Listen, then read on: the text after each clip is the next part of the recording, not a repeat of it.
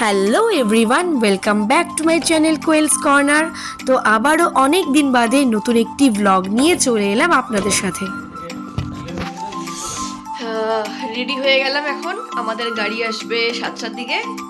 তো প্রথমবার বিদেশ ভ্রমণ, বিদেশ যাত্রা, দেখা যাক কতটা কি হয়। তো এখন 7:05-10 মতন হয়তো বাজে।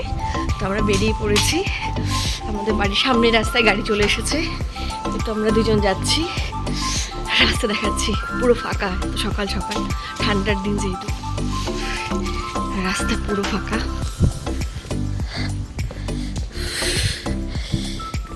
ঠান্ডা বাইরে, ভালো ঠান্ডা। রোদ উঠেছে যদিও আজকে ওয়েদারটা খুবই ভালো, কুয়াশা নেই। এই ঘুরতে যাওয়ার দিনটি কিন্তু জানুয়ারি মাসে ছিল। জানুয়ারি মাসের শুরুর দিকে আমরা ঘুরতে বেরিয়েছিলাম। তো তারপর ভিডিওগুলি বানিয়ে রেখেছিলাম ব্লগ করব বলে, কিন্তু তারপর আমার এতটাই ঠান্ডা লেগে যায় আর এতে গলা বসে যায় এবং অনেক দিন আমি কথা বলতে পারছিলাম না ঠিকঠাক করে। এখনও হয়তো আপনারা আমার ভয়েসটা শুনে কিছুটা বুঝতে পারবেন যে এখন আমার গলাটা বসে রয়েছে। তো এই ট্রিপটি কিন্তু আমার হাজব্যান্ডের কলিগরা মিলে প্ল্যান করেছিল। তো আমরা টোটাল 10 জন মিলে বেড়াতে গিয়েছিলাম। তো দেখুন, কথা বলতে বলতে আমরা নেপালে কিন্তু ঢুকে পড়েছি। এটি হচ্ছে মেচি নদীর ব্রিজ।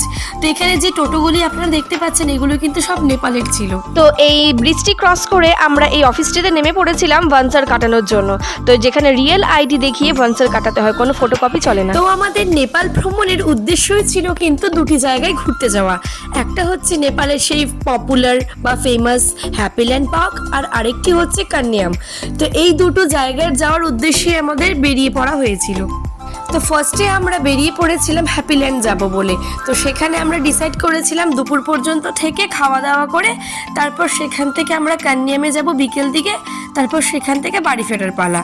তো এখন যে রাস্তাটি দেখতে পাচ্ছেন এটি হচ্ছে হ্যাপিল্যান্ড যাওয়ার রাস্তা। তো যে দলে দলে লোক যাচ্ছে সব হ্যাপিল্যান্ডের জন্য। তো আমরা প্রায় বলতে পারেন সকাল 10টার মধ্যে কিন্তু আমরা হ্যাপিল্যান্ড পার্কে পৌঁছে গিয়েছিলাম। তো আরও একটি বিষয় আপনাদের জানিয়ে রাখি যে এই নেপাল বর্ডার ক্রস করার জন্য কিন্তু আপনাদের অবশ্যই ভোটার কার্ড আনতে হবে। তো এখানে আধার কার্ড অ্যালাউ না, তো ভোটার কার্ড দেখে এখানে আপনাদেরকে এন্ট্রি করানো হবে। তো দেখুন, আমরা কিন্তু কথা বলতে বলতে হ্যাপিল্যান্ড পার্কেও চলে এসেছি। তো সেখানে এসে সবার ফার্স্টে আমরা গাড়ি থেকে নেমে টিফিন করে নিয়েছিলাম। তো আমরা বাড়ি থেকে নানান রকম খাবার নিয়ে এসেছিলাম সকালে টিফিনের জন্য। তো সেইগুলোই সেখানে সবার ফার্স্টে করা হলো।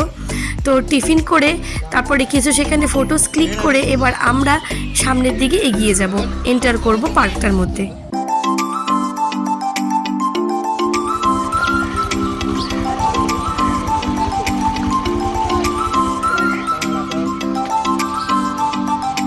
এই হ্যাপিল্যান্ড পার্কটি কিন্তু বেশ পপুলার একটি পার্ক। এটি নেপালের ঝাপা ডিস্ট্রিক্টে অবস্থিত রয়েছে।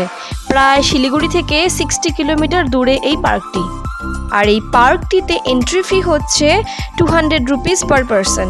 আর যদি আপনি ওয়াটার পার্কেরও এনজয়মেন্ট করতে চান তাহলে 300। তো আমরা যেহেতু শীতকালে গিয়েছিলাম সেই জন্য সেই ওয়াটার পার্কটি বন্ধ ছিল শীতকালে। আর এই পার্কটি কিন্তু সকাল 7টা থেকে সন্ধ্যে 7টা পর্যন্ত খোলা থাকে।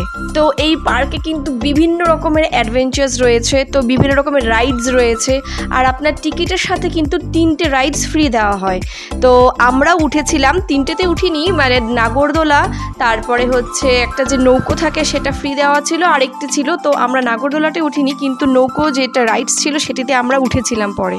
তো ওই যে দেখুন দেখা যাচ্ছে দূরে নাগরদোলা। তো এই নাগরদোলাটি কিন্তু আপনার ওই টিকিট প্রাইসের সাথে ইনক্লুডেড ছিল। তো আমরা যেহেতু ভয় পাই তো আমরা নাগরদোলাটাতে আমরা উঠিনি। আর আপনারা যদি সামার সিজনে আসেন তাহলে কিন্তু অবশ্যই আপনারা ওয়াটার পার্কেরও মজা নিতে পারবেন। পার্কটি এতটাই সুন্দর যে আপনি একটি পা এগোবেন আর ফটো তোলার জায়গা পেয়ে যাবেন। দারুণ দারুণ, প্রত্যেকটা কর্নার হচ্ছে ফটোজেনিক, যেখানে দাঁড়াবেন সেখানেই ভালো ভালো ফটো আসবে।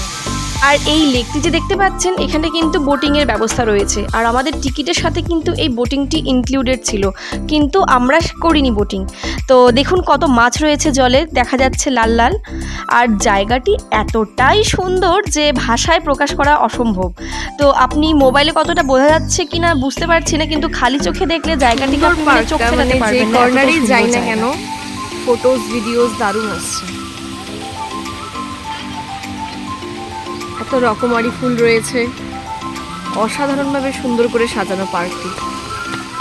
তো পার্কের একটি সেকশনে ছোট করে 7 ওয়ান্ডার্স অফ দ্য ওয়ার্ল্ড তৈরি করা হয়েছিল। তো দেখুন ছোট্ট একটি তাজমহল, মিনি তাজমহল এখানে বানানো হয়েছিল। তো আমরা সেই সেকশনটিতে এখন ঢুকে পড়েছি সেই জায়গাটিকে এনজয় করার জন্য এবং দেখার জন্য যে কী কী রয়েছে। তো আইফেল টাওয়ারও ছিল, তাজমহল ছিল, আরও অনেক কিছু ছিল। দূরে এই যে পিকনিক হচ্ছে,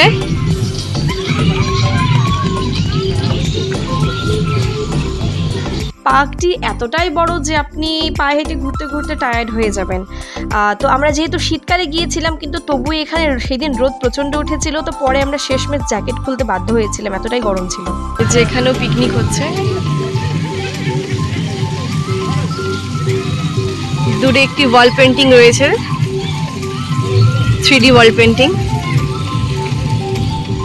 এই যে সেই ওয়াটার পার্কটি যার কথা একটু আগে আপনাদের বলছিলাম, যে এই ওয়াটার পার্কটি শীতকালে বন্ধ থাকে, যেহেতু জল খুব ঠান্ডা হয়ে যায় সেই জন্য। তো গরমকালে পার্কটি খুলে যায়। তো আমরা গেটের এই পার্ট থেকে ওয়াটার পার্কটির ভিডিও করছিলাম এবং দেখছিলাম। অক্টোপাস, ও হ্যাঁ অক্টোপাস। তো এবার আমরা ওয়াটার পার্ক থেকে বেরিয়ে যাব বালির সেই বিখ্যাত ফুলের দোলনার এক্সপিরিয়েন্স করতে। আমার পিছনে যে দোলনাটি দেখা যাচ্ছে, তো সেখানে আমরা যাব।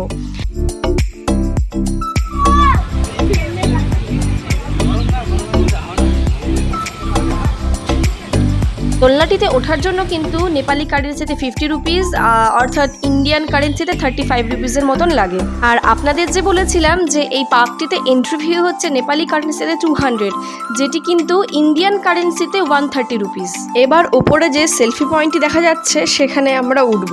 তো সেখানে ওঠার জন্য কিন্তু অনেকগুলি সিঁড়ি ভেঙে উপরে উঠতে হয়। তো ওপরের সেলফি পয়েন্ট থেকে দেখুন পুরো পার্কটিকে কেমন দেখাচ্ছে।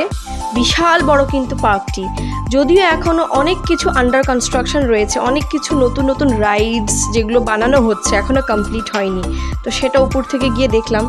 তো এরপর আমরা কিন্তু সেই সেলফি পয়েন্ট থেকে নিচে নেমে এসেছিলাম, এসে জিপ লাইনের কাউন্টারে এখানে দাঁড়িয়েছিলাম, কারণ আমাদের সাথে যারা গিয়েছিলেন তাদের মধ্যে কয়েকজন সেই জিপ লাইন অ্যাডভেঞ্চারটি বলে উপভোগ করবে, সেই জন্য এসেছিলাম। তো সেখান থেকে এসেও কিন্তু আমরা একটি কর্নারে গিয়েছিলাম যেখানে ঝর্ণা ছিল। তো সেখানে অনেকে ফটো তুলছে, ভিডিও করছে দেখলাম, তো আমরাও সেখানে চলে গেলাম। এরপর এখান থেকে আমরা বেরিয়ে পড়েছিলাম একটি রাইডস আমরা এনজয় করব সেজন্য। তো এই রাইডসটি কিন্তু আমাদের টিকিটের মধ্যে ইনক্লুডেড ছিল। তো ফার্স্টে কিন্তু রাইডটিতে বসে তেমন ভয় লাগেনি, কিন্তু যতটা সময় যাচ্ছিল এবং রাইডসটার স্পিড বাড়ছিল তত ধীরে ধীরে কিন্তু ভয় লাগছিল। আর এত লোক হয়েছিল রাইডসটিতে, মানে একটি জায়গাও মানে খালি ছিল না যে কেউ বসেনি।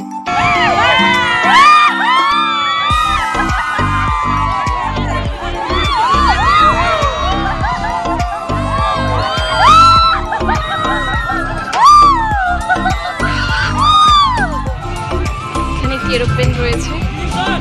এরপর আমরা সেই রাইডটি থেকে নেমে তো আরেকটি কর্নারে চলে গেলাম, তো যেখানে দেখলাম একটি এরোপ্লেন রাখা রয়েছে। তো সেখানে গিয়ে সবাই সেলফি তুলছে, তো আমরাও গেলাম। এরোপ্লেনটি কিন্তু রিয়েল ছিল। আর ওখান থেকে বেরিয়ে আমরা একটি মিউজিক্যাল ফাউন্টেন শো দেখছিলাম। তো যত সময় বাড়ছিল ভিড়টাও কিন্তু ততই বাড়ছিল বলতে পারেন। নাগরদোলা ওটা ফ্রি ছিল, হ্যাঁ ওটা আমাদের দিল, বাট আমরা গিয়ে কিনি ওখানে।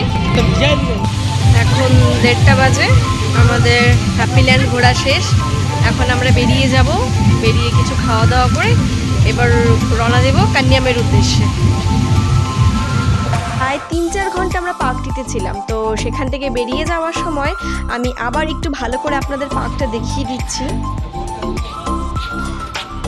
হ্যাপিল্যান্ডের অপোজিটে একটা রেস্টুরেন্টে এসেছি, খাবার অর্ডার করেছি, আসবে দেখি কেমন টেস্ট এখানকার খাবার। তো ফার্স্টে ভেবেছিলাম মোমোস বা নুডলস এই টাইপের কিছু খাবো, কিন্তু যেহেতু বেলা অনেকটা গড়িয়ে গেছিলো আর নেক্সট যেহেতু আমরা আরেক জায়গায় যাব কান্যামে, তো সেখানে গিয়ে খাওয়া হবে কি না, তো সেই জন্য ভাতটাই নিয়েছিলাম। এই যে একটি ভেজ থালি আর একটি চিকেন থালি অর্ডার করা হয়েছে। তো চিকেনটি এখনও আসেনি, আসবে। দিয়েছে শাক, স্যালাড, পাঁপড়, চাটনি, ফুলকপির একটা তরকারি, এখানেও সেম রয়েছে। ভাতের চালটা খুব সুন্দর, সরু সরু। চিকেন একদম লাল লাল ঝোল, এদিকে ডাল, এদিকে হাজব্যান্ড খাওয়া শুরু করে দিয়েছে, এবার আমি খাবো। তো খাওয়া দাওয়া শেষ করে আমরা আবার গাড়িতে উঠে পড়েছিলাম কান্যাম যাওয়ার জন্য। টু বি অনেস্ট, যে খাওয়া দাওয়াটা আমরা রেস্টুরেন্ট থেকে করেছি আমাদের খুব একটা ভালো লাগেনি, একটু একটু স্বাদটা অন্যরকম ছিল। আর যেটা সবথেকে বেশি খারাপ লেগেছিল যে ভাতগুলো খুব একটা সেদ্ধ হয়নি, চাল চাল ছিল। তো এবার আসি আবার আমাদের জার্নির কথাতে। তো এখান থেকে কিন্তু কান্যাম বেশ অনেকটাই দূর। এই হ্যাপিল্যান্ড পার্ক থেকে কিন্তু কান্যামের ডিস্টেন্স প্রায় 50 কিলোমিটার। তো ভাবা যাচ্ছে, তো গাড়িতে গেলে পাহাড়ি যেহেতু রাস্তা, তো 2-2.5 ঘন্টা লেগেই যায়। তো দেখিয়ে দিচ্ছি, যদিও ঠান্ডা, প্রচণ্ড ঠান্ডা, আর আস্তে আস্তে আমাদের একটু লেট হয়ে গেল। এখন প্রায় সন্ধ্যা 4:30, 4:45 বাজে। আস্তে আস্তে আমার শরীর খারাপ হয়ে গেছে। আসার পথে খুব স্পিডে এসেছি, যেহেতু লেট হয়ে গেছে সেই জন্য। বলো, কান্যাম এসে কেমন লাগছে?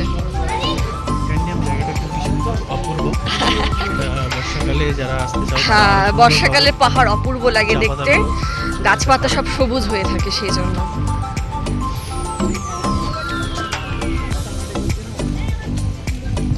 ওই যে সানসেট হয়ে গেছে, সানসেট একটা আভা দেখা যাচ্ছে গোল্ডেন।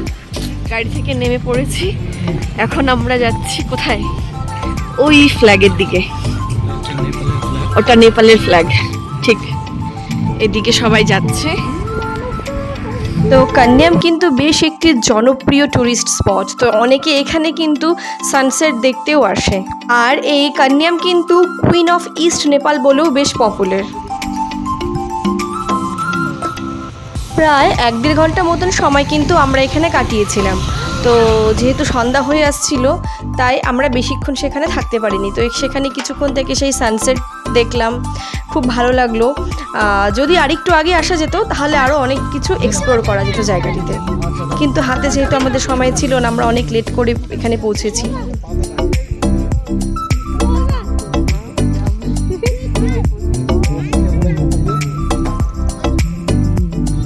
তো এখানে একটি ভিউ পয়েন্ট, আমরা গিয়েছিলাম ওই জায়গাতে।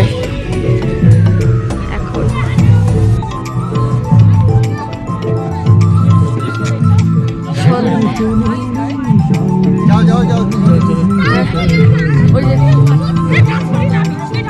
তো আজকের দিনটি কিন্তু আমাদের বেশ সবারই খুব ভালো কেটেছিল।